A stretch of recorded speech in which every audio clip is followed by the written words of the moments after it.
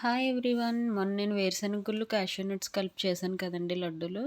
అవి అయిపోయాయన్నమాట. ఇంక మా అమ్మాయి మొదలుపెట్టింది, అమ్మ లడ్డు లడ్డు లడ్డు అంటుంటే ఇంక ఈరోజు నువ్వుల లడ్డూలు చేద్దాంలే అని స్టార్ట్ చేశాను.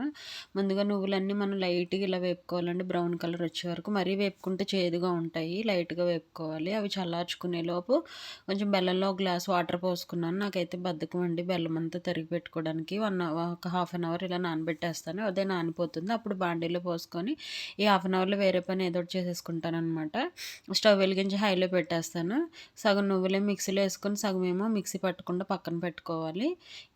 చూసారా, ఈ విధంగా మరుగుతూ ఉన్నప్పుడు మనం పక్కన బౌల్లో కొంచెం వాటర్ పెట్టుకొని చూసుకోవాలి పాకము. చూసారా, మరీ గట్టిగా ముద్దలాగా వచ్చేయకూడదు. గట్టిగా వస్తే పిల్లలు తినలేరు. లైట్గా ఆ విధంగా పాకం వచ్చాక ఆ నువ్వులు, ఆ పౌడర్ చేసి పెట్టుకున్న నువ్వులు మొత్తం కలిపి బాగా మిక్స్ చేసేసుకోవాలి. బాగా కలుపుకోవాలి. యాలకులు కూడా యాడ్ చేసుకోవచ్చు, బట్ నేను యాడ్ చేయలేదండి. చూసారు, ఈ విధంగా ప్లేట్లోకి షిఫ్ట్ చేసుకొని కొంచెం చల్లారాక లడ్డూలు చుట్టుకోవాలి.